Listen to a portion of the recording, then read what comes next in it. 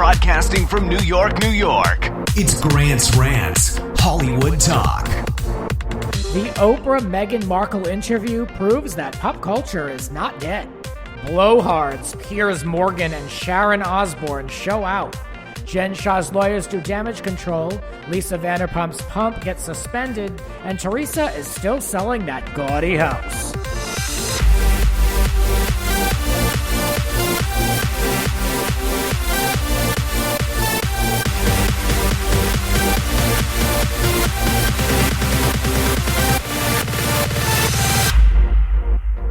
Let the ranting begin. It is just me here with you, joining you for this episode of Grant's Rants.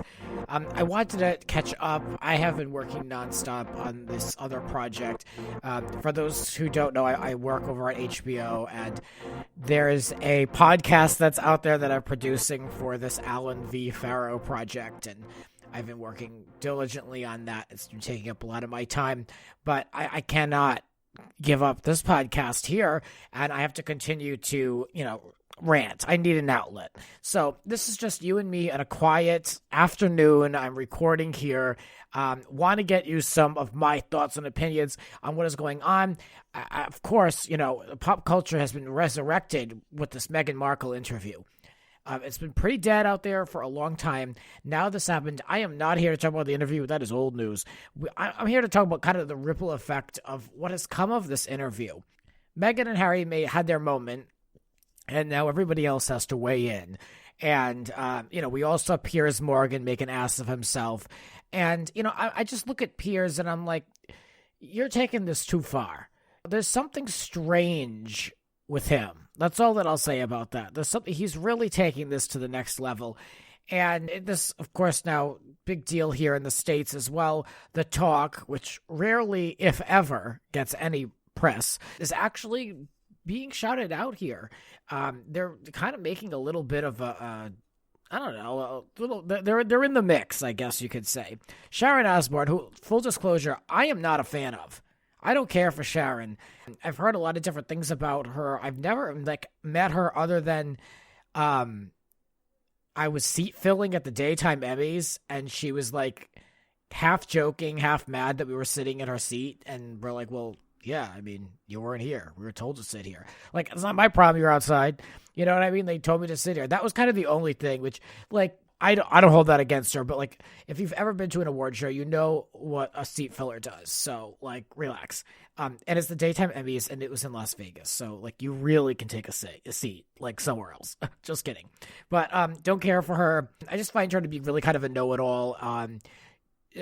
For whatever reason, she seems to really own the Talk. I've heard this, that this is kind of her show, especially now that Julie's been gone. This is really kind of her platform, if you will.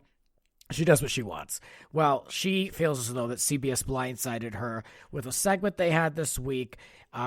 She said she only had about 20 minutes to prepare, that she wasn't involved in producing it. Basically, her co-host Cheryl, there was they say it was a heated exchange. Now, I think Cheryl did a very good job. She basically proposed a question. She said, what would you say to people who may feel that while you're standing by your friend, aka Piers, it appears you gave validation or safe haven to something that he has uttered that is racist, even if you don't agree? Well, Sharon is friends with Piers, and, I think, they're similar in the way of they love the press. They love to be out there. They love to use the press as they want, as they will, whatever. So, of course, Sharon took this very offensively and thought she was being called a racist. I really do believe, though, that Cheryl was trying to give her an opportunity to be you have to distance yourself from this man right now. It's just not the best time. I know you're friends, but how do you really react to this? And Cheryl kept digging at her heels, wanting to know an example of Piers being racist.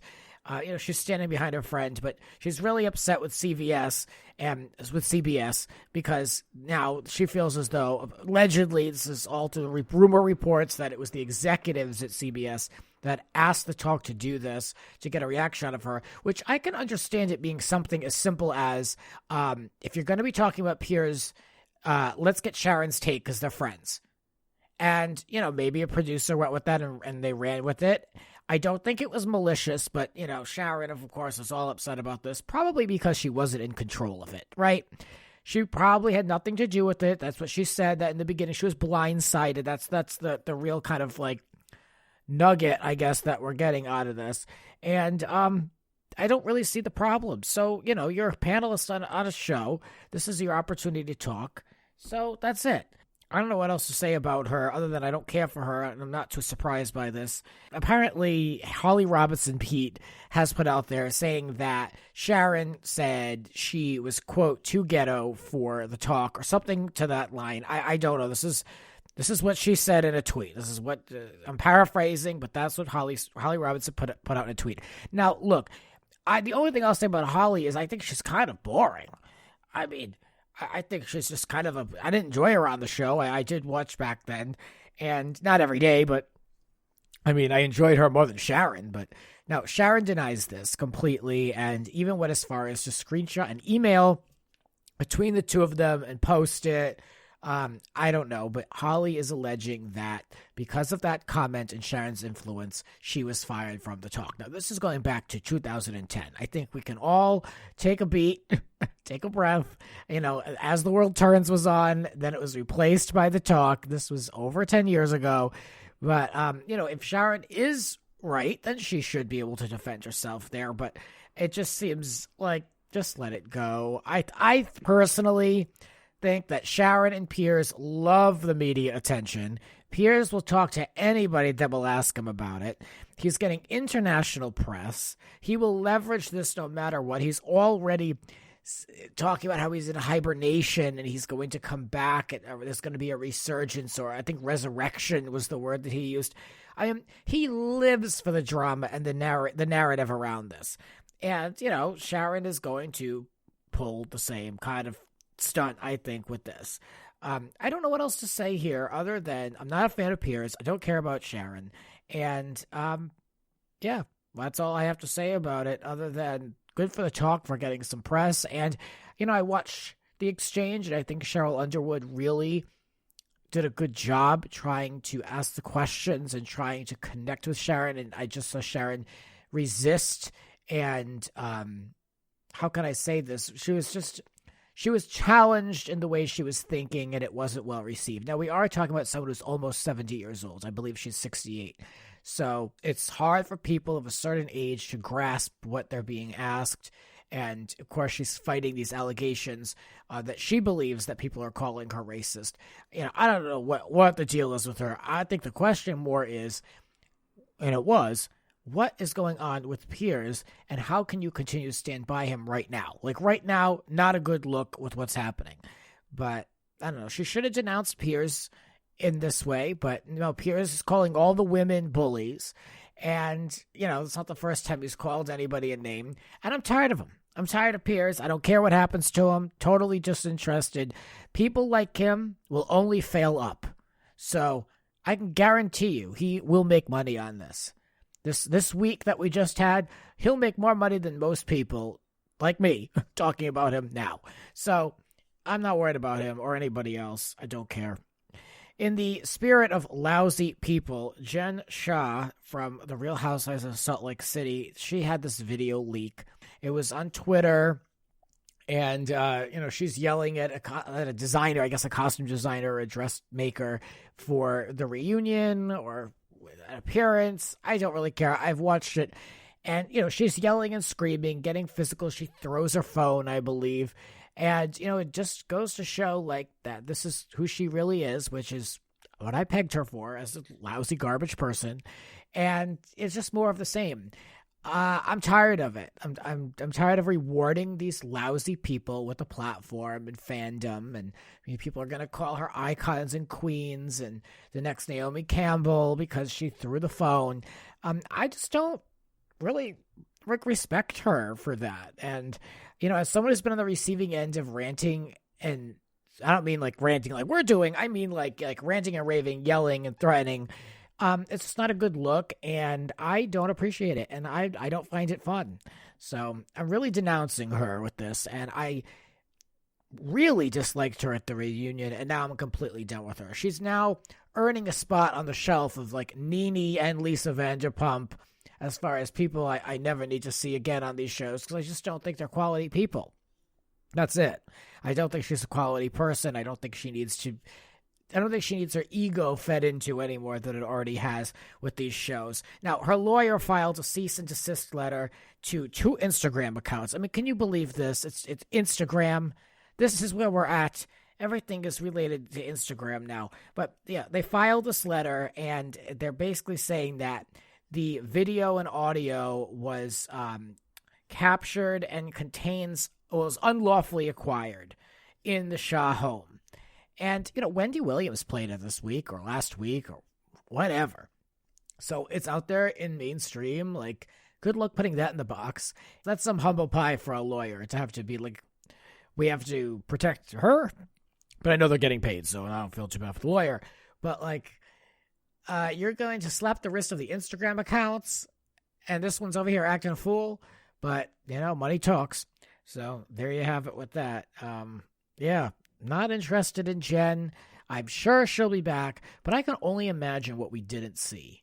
This was her in her own home acting a fool. What didn't we see on the show? We saw the splash of water, big deal on the camera crew. I mean, not a great look, but I'm wondering what else lies beneath the surface and what didn't make it to tape. We've learned in the past with like someone like Leanne Locken, allegedly, these production companies kind of protect their talent. I'm not surprised to hear that. So what else has she stunted and pulled behind the scenes? She doesn't seem like a nice person or a very happy person. Don't know why Bravo would want to continue to support her, but, we shall see. She was kind of the only catalyst that really came out of that season of Salt Lake City, even though it was good. What else? Another lousy person, in my opinion, Lisa Vanderpump. Pump was suspended by the California Franchise Tax Board. Doesn't it seem like there's always something going on with her? Lisa, are you back to paying the employees or no? Because there was a class action lawsuit, a labor dispute, a labor law dispute. I mean, allegedly, this is what's been in the press. I mean, for as long as she's been around, I feel like there's been stuff said about her. Like, thinking even back to, like, the Cedric days. Like, there's a lot of stuff spoken about her practice. Remember, we talked about it on this podcast, potentially, allegedly, changing of time cards and stuff. I don't know what the truth is, but it just seems like there's always something going on with her business dealings. And maybe this is just my perception. Business suspensions are either due to failure to pay taxes, failure to file tax returns, or failure to pay interest or penalties on taxes. It's a quick fix. You pay the amount, I guess, and then you can reopen. But it has to be embarrassing. I mean, like I said, there's been a short list of things that have been going on with her. So, in the business. So, whatever. I hope that the people who work for her can get back to work soon. Outdoor dining has been allowed, now. It's odd that she's taken so long to do this. I don't know. She let Pump go to shambles. The last time I was in West Hollywood, I mean, it was just covered in graffiti and, like, boards. And I know that a lot of restaurants were boarded up, but, you're not supposed to have graffiti in West Hollywood. There's, like, an ordinance there. So, I don't know. She really let that corner go to you-know-what. And I wonder why, because she poured all that money into Pump. And she has this image that she's, Lisa Vanderpump of Beverly Hills. I would never allow my business to look like that, not even for a night. But I don't know. I'm glad that the business is back open for those that work for her. But yeah, that's all I have to say on her. I don't know. She said something in a tweet like she's got like 3 shows that she's working on. I mean, that's great. I don't know. What are they again? Vanderpump Dogs, Overserved, and what's the third? I'm trying to think. Vanderpump Rules? I mean, I don't know how you're working on it. The show wasn't even cast. And what are you doing? Maybe she's, like, going through tapes? I mean, like, I don't even know what's she doing for Pump Rules? I mean, Andy Cohen was asked about it recently, and, he just gave a very soft answer of, like, well, we have to wait for the restaurants to reopen. Which, that will only get you so many miles, because now it's turning around.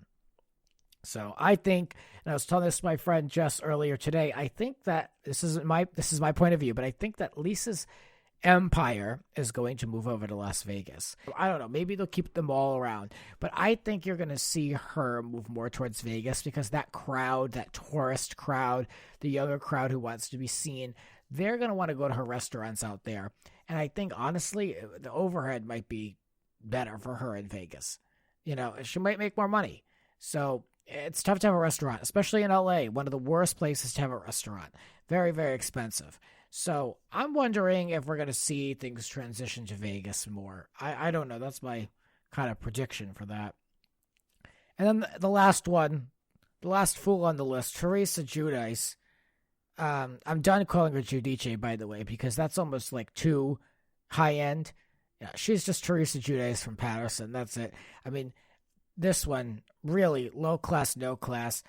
I want to take a look at the house, though. I looked into it. So has anyone picked up on the house, the exterior shots we're seeing in the current season? It doesn't look so put together. It looks like it needs a lot of work. Like, those who grew up in New England know, like, that homes can have, like, I don't want to say like a mold that can grow on them, but like it's like a mossy type growth. Like, like it shows after a while if you're not like cleaning the house or keeping up with it and paint jobs. And I mean, it just kind of looks a little haggard.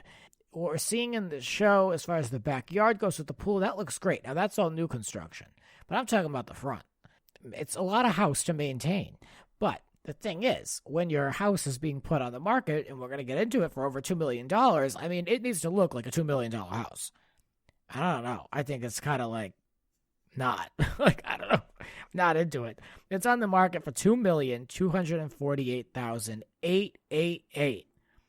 I don't know who comes up with these numbers. So, $2,248,888. I mean, I guess They bought the house and the lot and all that for like $500,000 years ago, as we saw early in the season or the series when they were building it. Remember, I hear the economy's crashing, so I pay in cash. So, yeah, the house is up. She'll make a good amount of money on that, but what she should do is invest it and not buy another house. But we know that's not happening.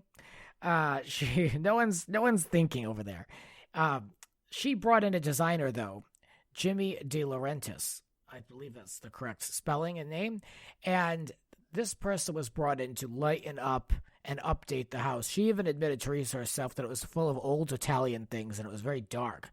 And yeah, I mean, it's gaudy, that double staircase with all like the gold and bronze and stuff. So I'm curious. It looks like they got some new light fixtures in there. I wonder what they really did. We did see a little bit on the show when they were talking about staging it for pictures and video. And I thought it was odd that she still had pictures up of like her family. Like, my parents just recently sold my childhood home, and like, when I tell you, like, all that stuff was put away a month before the photos were even booked. I mean, there wasn't anything personal around when they're walking in with cameras to, capture the house. So I don't know. Maybe it was for show because Teresa had to then ask the real estate agent about why she said that her brother owes her husband money. It looked like the real estate agent was also happy to be on the show, by the way. So, I don't know. They claim she's really great. I think she's a little camera hungry, if you ask me. But yeah, I mean, that's all I have to say about that. I'm Team Jackie all the way. I'm really enjoying Jackie. I think she's far too educated to be on the show, personally. There's something about her. I just like her. I can relate to her. I don't know why, but I like her. I like the husband. I don't see her coming back to the show. For what reason?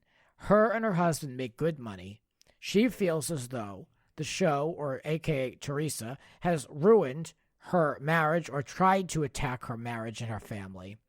So what motivation does she have to return to this show? None. She's got enough money. She's not there. And she doesn't strike me as a clout chaser trying to get famous out of this. I mean, I'm sure she enjoys the interviews and likes the attention to a degree, but I don't think it's more important to her than her family. We'll see how the season ends.